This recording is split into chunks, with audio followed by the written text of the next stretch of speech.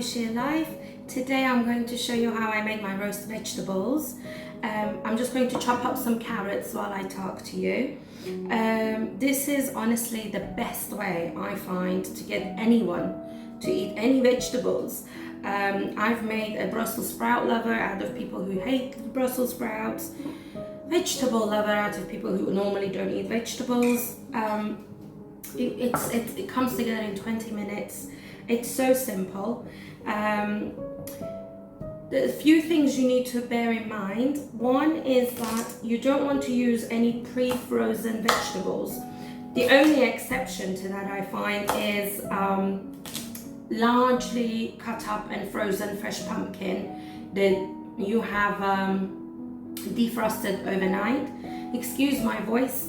I had a lovely fun Christmas party out with friends and the music was so loud that talking, I've lost my voice a little bit, but otherwise that's fine. And then you don't want to use any vegetables that are going to release a lot of juices, like beef tomatoes or large tomatoes and anything like that. You can assemble it in advance and just pop it in the oven 20 minutes before you're about to serve. And leftovers do not reheat well, but I find I hate wasting food.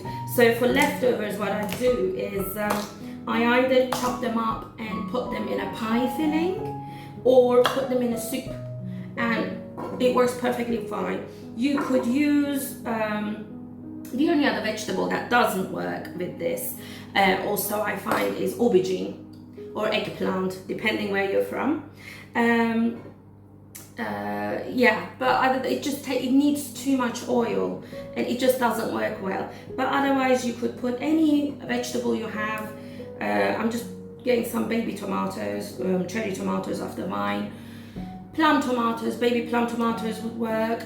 You could do courgette or zucchini, butternut squash, pumpkin, large chunks of red onion, cauliflower, trying to think what else, Savoy cabbage, quartered, you name it, it works perfectly fine. With the Brussels, if they are small, if you compare them to your tomatoes, I put them in whole, but if they're larger, I just cut them in half and just put them in. You know, it's so easy to do. If you have really picky eaters in terms of Brussels sprouts, I mean, in our home, we love it. The kids actually get upset if I make roast veg and there's no Brussels in there. But another version of this I do is I just do butternut squash and Brussels sprout. So like I will make this for those who don't want Brussels sprout, and then you could do butternut squash and Brussels sprout for the Brussels sprouts lover.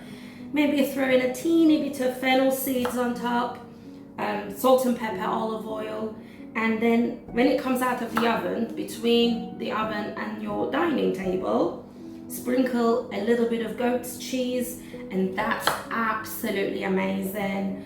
But yeah, so you just do this, and then with the broccoli, I just get really large chunks of it. I don't like the veg to be too squishy.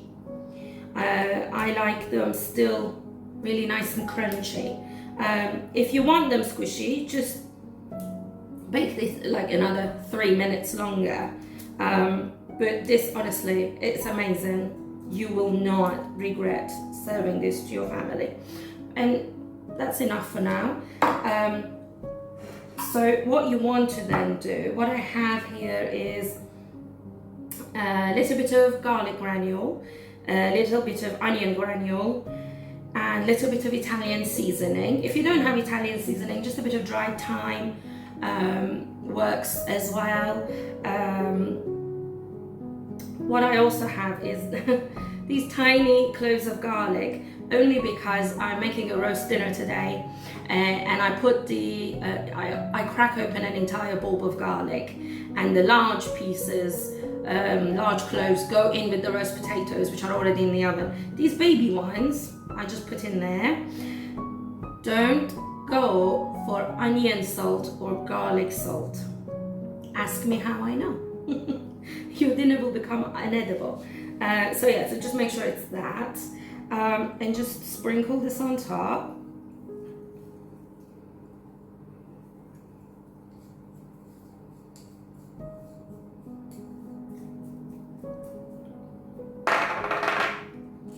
Salt, sea salt.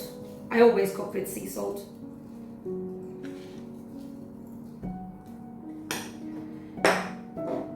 Olive oil.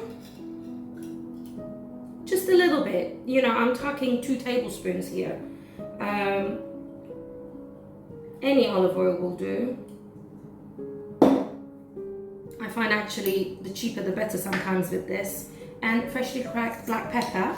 And I'm just going to give it all a good mix.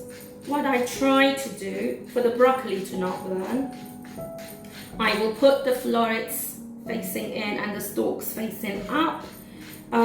Give it a good mix in the oven for 20 minutes and then it'll be ready. This is now ready for the oven. As I told you, I've rearranged it. I mean, how gorgeous is it? Throw in some yellow pepper if you have any, red onion, whatever you have in your fridge. The only thing I forgot to mention is don't put frozen veg or like large beef tomatoes, only because it will release too much juice and water. I mean, these will the tomatoes will burst, but they won't be too juicy. If you got frozen veg in there, it will boil your vegetables rather than roast it. So yeah, but see what you've got in the fridge.